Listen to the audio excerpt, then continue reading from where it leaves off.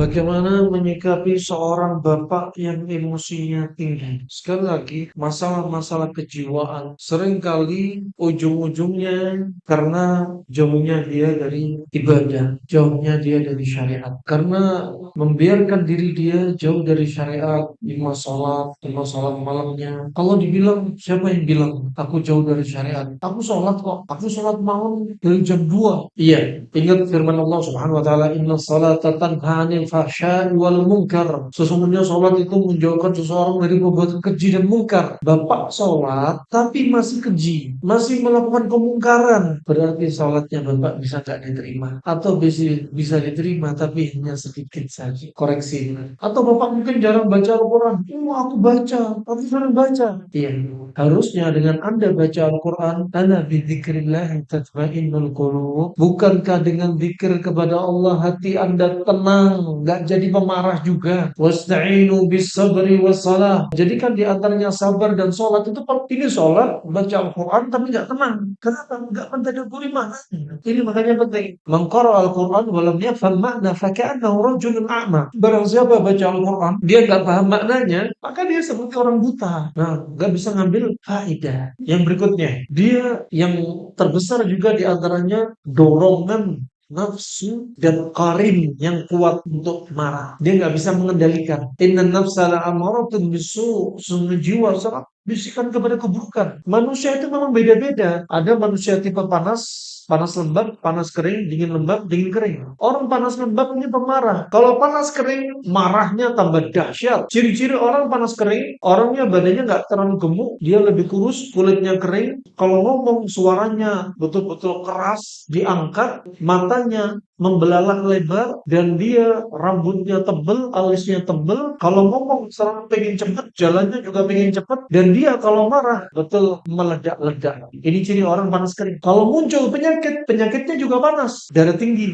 kulitnya kering, BAB susah, bahkan bisa ada yang sampai kena kanker, kena stroke. Ada yang efeknya disebabkan kan apa? Jin nasab, dorongan semakin kuat, dorongan untuk marah semakin meledak-ledak. Seiring dengan serangan jin nasab, dia bakal malas ibadah. Kalau berdiri sholat seperti orang malas. Wa idza qamu ila sholati qamu kusala. Kemudian juga dia bakal dibikin nggak khusyuk sholatnya, sering lupa. Kemudian juga ya wujud serangan dia. Maka dari itu apa?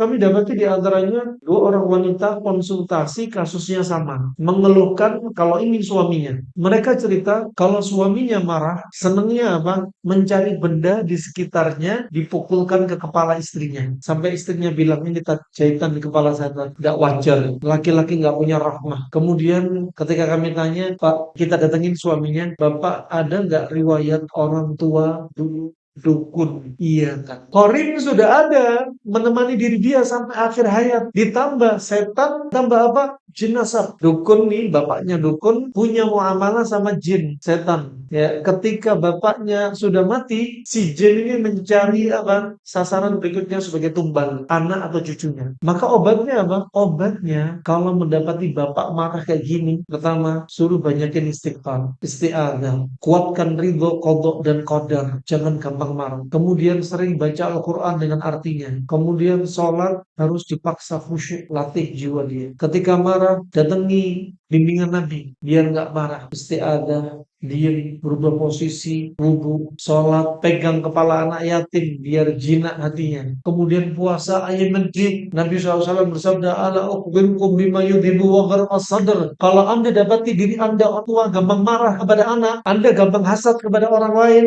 Anda gampang marah, gampang sedih juga, obatnya apa? Kata Nabi SAW, ala ukhbirukum bima yudhibu wa gharqas sadr. Maka kalian ku beritahu dengan apa yang bisa menghilangkan penyakit dada. Kata Nabi SAW apa? Som ayyamil bid yudhibu wahra as-sadr. Puasa 3 hari dalam sebulan menghilangkan penyakit dada. Itu dari sisi agama, melatih hati. Kemudian berikutnya apa? Dari sisi makanan. Kalau sudah tahu Anda seorang pemarah, orang tua pemarah, nasihatkan dia atau masakin untuk dia, masakan yang dingin-dingin. Jangan kasih kambing dulu. Jangan dikasih bebek, kasih ayam, kasih sambal, kasih bakso, kasih mie ayam. Jangan dikasih kopi.